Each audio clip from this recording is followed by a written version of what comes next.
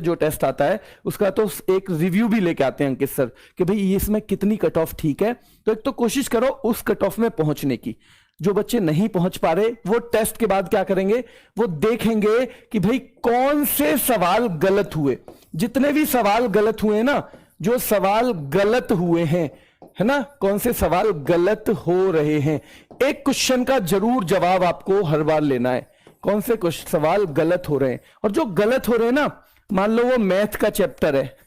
उसे नोट करो, है ना, मैथ का। अब आपने चैप्टर को नोट कर लिया। कभी कभी ऐसा होगा चैप्टर आपका बिल्कुल बढ़िया है, कोई दिक्कत नहीं है, लेकिन बस एक तरह का सवाल गलत हो रहा है, बार बार एक तरह का सवाल गलत हो रहा है बस, है ना। तो यानी थोड़ा सा आधा घंटा 1 घंटा जब आप उस मॉक टेस्ट को चेक करो, उसके बाद ये देना है कि भाई ये मेरा एक तरह का सवाल गलत हो रहा है। 5-7 सवाल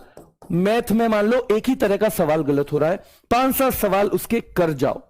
कम से कम 5-7 सवाल सेम ऐसे ही कर जाओ। अगर लगता है मान लो कुल मिला के 20 क्वेश्चन 30 क्वेश्चन गलत हुए, जीएस में तो ऐसा भी हो सकता है आपको पूरा टॉपिक क्लियर हो, बस एक छोटा सा क्वेश्चन नहीं हुआ, तो वहां तो ज्यादा दिक्कत है नहीं। लेकिन अगर आपका रीजनिंग में बार बार एक ही जगह से गलत हो रहा है, मैथ में एक ही जगह से गलत हो रहा है, हिंदी में एक ही पोर्शन से बार बार गलत हो रहा है, तो कहीं ना कहीं सुधार की गुंजाइश आपको चाहिए बच्चों। अगर यानी सुधार आपको करना है, अगर वन वर्ड सब्स्टिट्यूशन यानी कि अनेकार्थी शब्द वगैरह जो होते हैं, है ना, विलोम शब्द है, या फिर इस तरह का कुछ भी गलत हो रहा है ना बार बार, इसका मतलब उस पर थोड़ी सी मेहनत करने की जरूरत है, आपको थोड़ी सी मेहनत जरूर करनी है। अब नोट्स से आप पढ़ ही रहे हो बच्चों,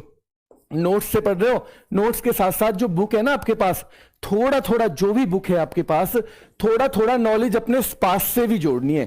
थोड़ा थोड़ा पहला प्रेफरेंस होना चाहिए कि आपकी जो क्लास में कराया जाए, टीचर जो कराते हैं, पहला प्रेफरेंस आपका वहां से बच्चों, ठीक है। लेकिन अगर आपको लगता है जैसे कुछ बच्चे कोचिंग ही नहीं करते होंगे, तो उन्हें क्या करना है, उन्हें जो पढ़ना है ना, थोड़ा थोड़ा यानी देख के चलना है कि किस तरह के सवाल आते हैं, किस तरह के सवाल मैंने कवर कर लिए, और क्या मैं थोड़ा बहुत इसमें और बढ़ा सकता हूं, अपनी नॉलेज को थोड़ा और इंप्रूव कर सकता हूं। इसी तरह जो कोचिंग वाले बच्चे हैं वो भी जो अपने क्लास नोट्स हैं उनके अलावा जब वो पढ़ेंगे ना किताब से, तो एक तो क्लास नोट्स का रिवीजन हो जाएगा, क्योंकि वो क्लास नोट्स कहां से हैं, कहीं ना कहीं बुक से ही तो है, वो किसी ना किसी बुक में तो लिखे हुए हैं, है ना, वो कहां से, वहीं से तो आए, बस इंपॉर्टेंट चीजें छांट के दे दी। उसमें थोड़ी थोड़ी नॉलेज अपने पास से भी जोड़नी है, यानी कुछ ना कुछ जोड़ना है, क्योंकि क्लास तो एक जैसी बहुत सारे बच्चे